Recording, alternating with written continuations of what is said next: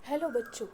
तो आज हम पढ़ने जा रहे हैं आपकी पाठ्य पुस्तक वसंत भाग 2 की सबसे पहली कविता हम पंछी उन्मुक्त गगन के। तो आइए हम पहले इस कविता के बारे में कुछ जान लेते हैं। तो बच्चों, ये कविता हम पंछी उन्मुक्त गगन के, ये कविता लिखी है शिवमंगल सिंह सुमन जी ने। इस कविता के रचयिता कौन है? शिवमंगल सिंह सुमन जी। तो उन्होंने इस कविता में क्या बताया है, पहले उसके बारे में हम जान लेते हैं।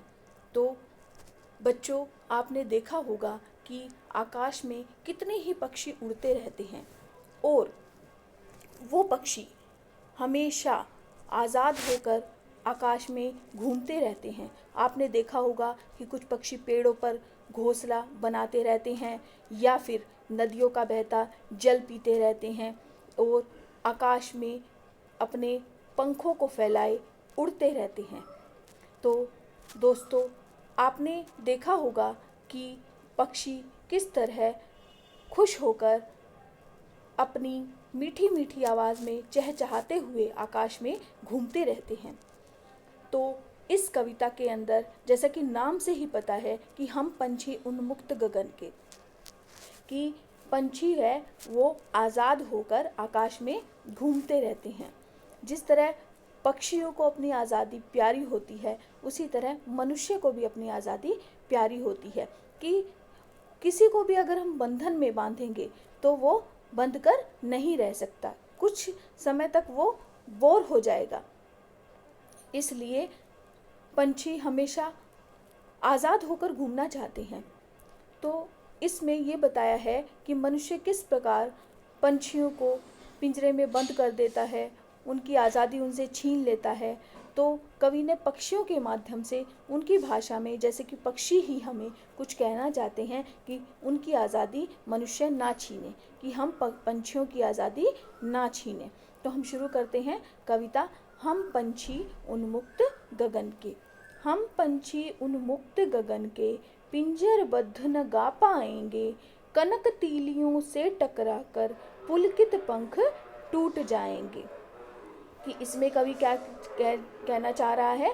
पंछियों के माध्यम से, पक्षियों के माध्यम से, कि पक्षी क्या कह रहे हैं? हम पंछी उन्मुक्त गगन के। उन्मुक्त का मतलब होता है आज़ाद, मुक्त, कि हम आज़ाद होकर आकाश में उड़ने वाले पक्षी हैं। अर्थात जो पक्षी होते हैं वो आज़ाद होकर आकाश में हमेशा उड़ना चाहते हैं।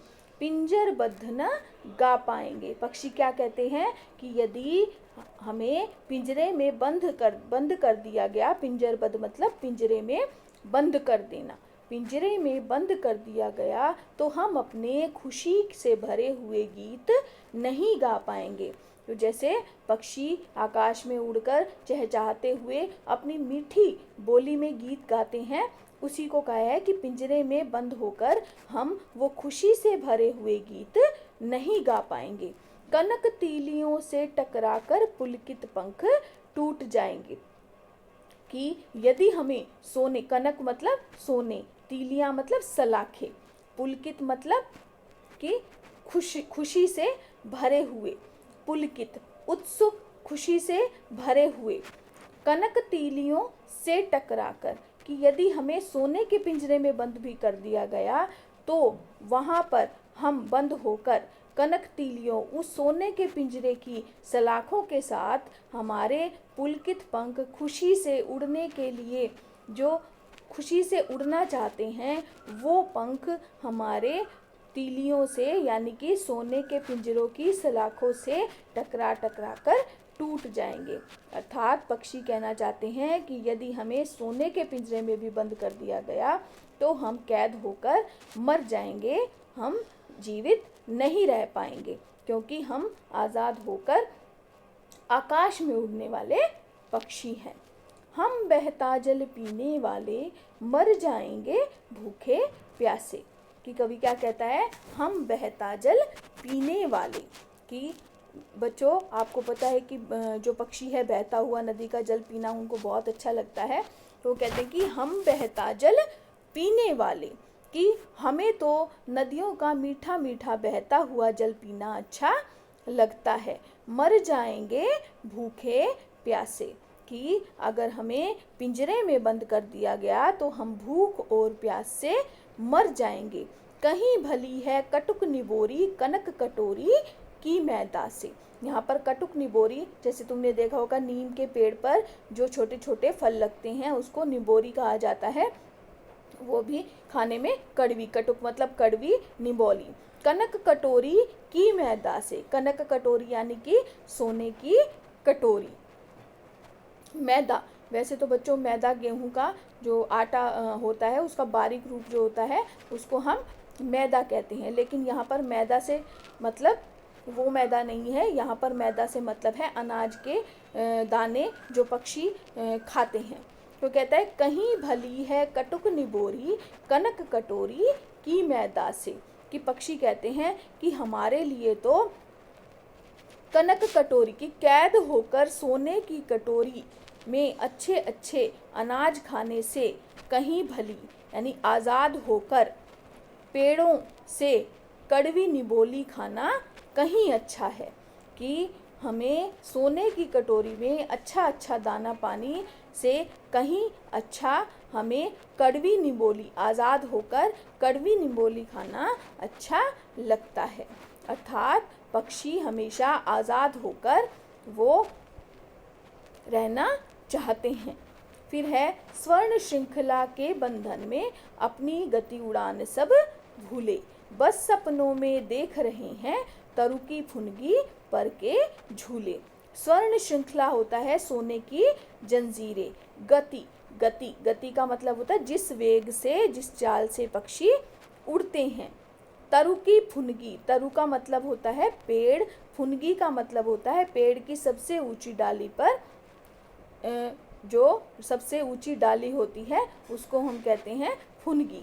तो पक्षी क्या कहते हैं, स्वर्ण श्रृंखला के बंधन में, कि जब हमें कैद कर दिया जाता है तो स्वर्ण श्रृंखला के बंधन में, कि हम सोने की जंजीरों में बंधकर अपनी गति उड़ान सब भूले, कि अपना जो जिस वेग से हम उड़ते हैं, जिस तरह से हम उड़ते हैं वो सारी उड़ान और उड़ने की जो हमारा वेग है उसको हम भूल गए हैं।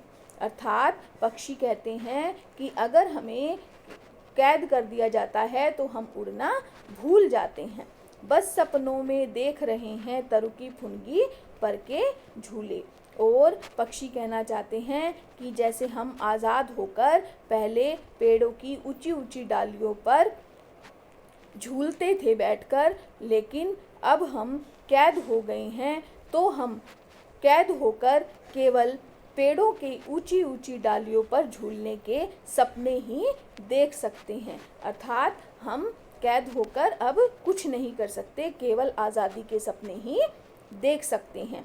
ऐसे थे अरमान की उड़ते नीले नभ की सीमा पाने, लाल किरण सी चोंच खोल चुगते तारक अनार के दाने। अरमान मतलब इच्छाएं, सीमा, नभ की सीमा मतलब नभ का छोर, बॉर्डर जिसको हम बोलते हैं छोर। लाल किरण सी चोंच यानी कि लाल लाल जो चोंच होती है पक्षियों की उसको लाल किरण के समान, जैसे सूर्य की किरणें होती हैं ऐसे ही चोंच को लाल किरण के समान बताया है। चुगते तारक अनार के दाने, तारक अनार यानी कि तारक का मतलब तारे, अनार यानी तारों को अनार के दानों के समान बताया है। कहते हैं पक्षी ऐसे थे अरमान की उड़ते नीले नभ की सीमा पाने, कि पक्षी ये कहना चाहते हैं कि हमारी ऐसी इच्छा थी कि हम उड़कर नीले नभ की सीमा पाने, कि नीले आकाश के छोर को पा जाते, यानी नीले आकाश के छोर तक पहुंच जाते, उसके किनारे तक पहुंच जाते। लाल किरण सी चोंच खोल चुगते तारक अनार के दाने, और उसकी इतनी ऊंचाई पर पहुंचकर हम अपनी लाल लाल किरण के समान चोंच को खोलते और जो आकाश में तारों रूपी अनार के दाने हैं हम उनको चुगते। अर्थात जो पक्षी है वो, उनकी इच्छाएं हैं कि वो आकाश में बहुत ऊंचाई तक उड़ जाएं, और वो जो पक्षियों को भी तारे छोटे छोटे लगते हैं, वो अनार के दानों के समान लगते हैं। हम देखते हैं धरती से तारों को तो वो छोटे छोटे नज़र आते हैं, इसी तरह पक्षियों को भी वो तारे छोटे छोटे नज़र आते हैं। तो पक्षी वहाँ तक पहुँचना चाहते हैं कि उनकी इच्छा है कि वो जो है नीले आकाश तक पहुँच जाए और तारों रूपी अनार के दाने अपनी चोंच से चुग ले। तो बच्चों आगे हम करते हैं अब, होती सीमाहीन क्षितिज से इन पंखों की होड़ा होड़ी। कि क्या कहते हैं पक्षी, होती सीमाहीन क्षितिज से, कि जब हम वहाँ पर पहुँच जाते, आकाश के छोर तक पहुँच जाते, तो सीमाहीन, सीमाहीन का मतलब है कि जिसकी कोई सीमा नहीं है, जिसका कोई छोर नहीं है। किसका छोर नहीं है? क्षितिज का। क्षितिज का मतलब होता है जहाँ पर हमें धरती और आकाश मिलते हुए दिखाई देते हैं, लेकिन वास्तव में क्या है, धरती और आकाश कभी आपस में नहीं मिलते। केवल हमें भ्रम होता है दूर से देखने पर कि धरती और आकाश मिल रहे हैं। इसलिए जो क्षितिज है वो सीमाहीन है। क्षितिज का कोई किनारा नहीं है, क्षितिज का कोई छोर नहीं है जहाँ तक पहुँचा जा सके। होड़ा होड़ी का मतलब होता है प्रतिस्पर्धा, प्रतिस्पर्धा की भावना। या तो क्षितिज मिलन बन जाता या तंती सांसों की डोरी। तंती सांसों की डोरी का मतलब होता है कि अपने प्राणों को संकट में डाल देना, यानी प्राणों को न्यौछावर कर देना। कहते हैं होती सीमाहीन क्षितिज से। पक्षी कहते हैं कि जब हम आकाश के छोर तक पहुंच जाते तो वहाँ क्षितिज जो है जिसका कोई छोर नहीं है, उसके साथ वहाँ तक पहुँचने के लिए हम अपने पंखों के द्वारा प्रतिस्पर्धा करते, यानी हम क्षितिज तक पहुँचने की प्रतिस्पर्धा करते, क्षितिज तक पहुँचने की कोशिश करते। या तो क्षितिज मिलन बन जाता, कवि क्या कहते हैं, या तो उस क्षितिज को हम पा जाते, यानी कि उस किनारे तक जहाँ धरती और आकाश मिलते हुए दिखाई देते हैं, उस क्षितिज तक हम पहुँच जाते। और अगर हम ना पहुँच पाते तो उस पहुँचने की कोशिश में हमारे प्राण चले जाते, हम मर जाते। तो बच्चों आखिरी जो पद्यांश है वो हम पढ़ते हैं अभी। नीड़ न दो चाहे टहनी का, आश्रय छिन्न भिन्न कर डालो, लेकिन पंख दिए हैं तो आकुल उड़ान में विघ्न न डालो। नीड़, नीड़ का मतलब होता है बच्चों घोंसला, टहनी डाली, आश्रय जो उनका घर है यानी कि घोंसला। आकुल, आकुल का मतलब होता है उत्सुक, व्याकुल, उत्सुक मतलब कुछ भी करने के लिए उत्सुक होना, एक्साइटेड होना। उड़ान में विघ्न, विघ्न यानी बाधा डालना। तो अब मनुष्य से पक्षी कह रहे हैं नीड़ न दो चाहे टहनी का, कि जैसे पक्षी कह रहे हो कि हमें पेड़ की ऊंची ऊंची डालियों पर घोंसला चाहे मत बनाने दो, आश्रय छिन्न भिन्न कर डालो, और जो हमने इतनी मेहनत से अपना आश्रय अर्थात घोंसला बनाया है उसको छिन्न भिन्न कर डालो, उसको तोड़ डालो, उसको नष्ट कर दो। लेकिन पंख दिए हैं तो आकुल उड़ान में विघ्न न डालो, लेकिन जो ईश्वर ने हमें आज़ादी से उड़ने के लिए पंख दिए हैं, तुम उन पंखों से जो हम उड़ना चाहते हैं, हमारी उत्सुक उड़ान में हे मनुष्य तुम किसी प्रकार की बाधा मत डालो, किसी प्रकार का विघ्न मत डालो।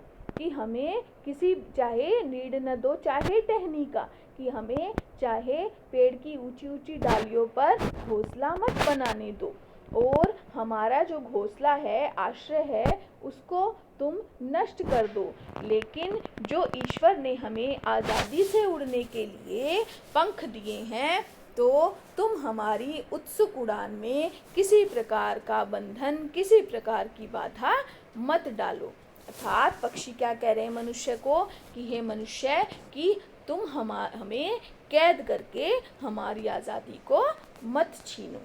तो बच्चों ये कविता बहुत अच्छे से समझ आ गई होगी तुम्हें, तो इसको अच्छे से करो, समझो इसको